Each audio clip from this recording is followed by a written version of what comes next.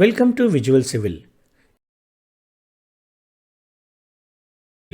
In this video, we will explore the design of a reinforced concrete circular column with the help of a numerical example. So let's get started. Let us design a circular column of diameter 450 mm. The column is subjected to an axial service load of 1200 kN. Its unsupported length is 3.68 meter and it is effectively held in position at both ends and not restrained against rotation. For this design, we will be working with M20 grade of concrete and Fe415 grade steel. Step by step, we will check slenderness limit, minimum eccentricities and determine the required reinforcement details. By the end of this video, you will have a clear understanding of how to design a circular column under axial load conditions. Let us begin by checking whether the given column is a short column or a slender column. According to clause 25.1.2 of IS 456-2000, a column may be considered short when both slenderness ratios LEX by D and LEY by B are less than 12. Here, LEX is the effective length with respect to the major axis and LEY is the effective length with respect to the minor axis. The capital D represents depth of column in respect of major axis, while small b represents the width of column. Considering same unsupported length in respect of major and minor axis, the effective length is also same in respect of both axes. Let us denote this as a LE. Referring to table 28 of IS 456-2000, for a column effectively held in position at both ends but not restrained against rotation, the effective length is taken as 1 times the unsupported length.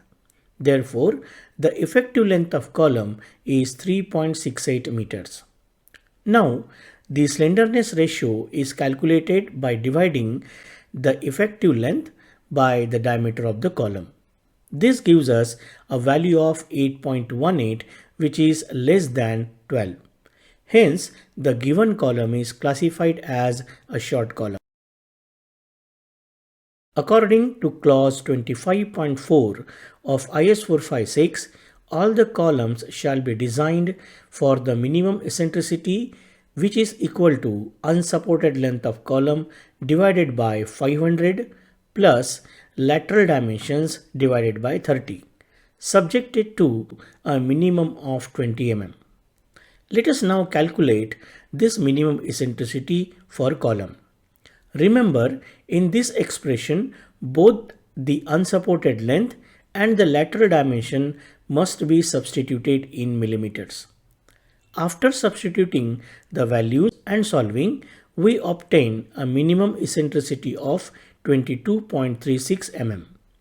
Since this is greater than 20 mm, we adopt 22.36 mm as the minimum design eccentricity. Moving on to clause 39.3, it states that when the minimum eccentricity does not exceed 0.05 times the lateral dimensions, the column may be designed using the simplified equation provided in this clause. So, let us calculate 0.05 times the diameter of the column. This comes out to 22.5 mm, which is more than minimum eccentricity 22.36 mm. Therefore, we will use the formula given in clause 39.3 to calculate the longitudinal reinforcement. In this formula, PU represents the ultimate axial load, AC is the area of a concrete in the column section, and ASC is the area of longitudinal reinforcement. Now, let us calculate the ultimate axial load PU.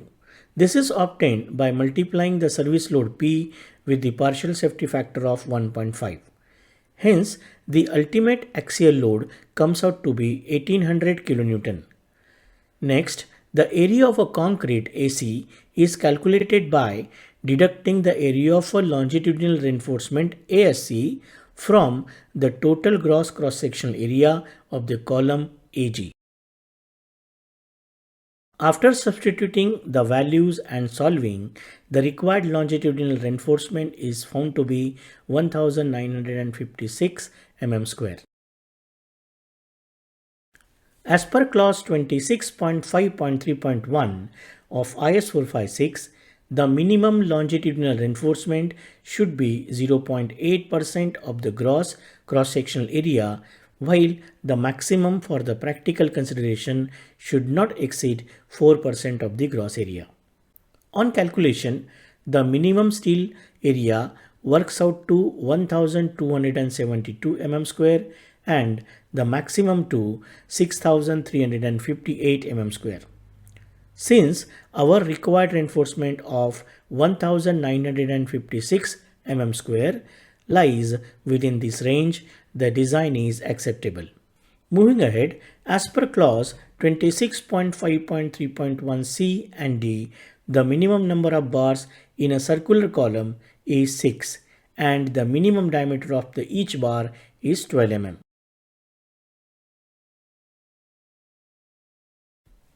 For the design, let us select bars of 20 mm diameter, each having a cross-sectional area of 314 mm square. Dividing the required steel area by the area of one bar, we get approximately 7 bars. Therefore, we provide 7 number of 20 mm diameter bar as a longitudinal reinforcement, giving a total steel area of 2198 mm square. Now, let us compute the transverse reinforcement using lateral ties. According to clause 26.5.3.2, the diameter of lateral ties shall not be less than 1/4 of the largest longitudinal bar and in no case less than 6 mm. Hence, we adopt 8 mm diameter of a ties.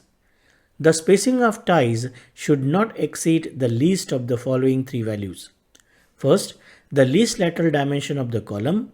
Second, 16 times the smallest diameter of the longitudinal bar.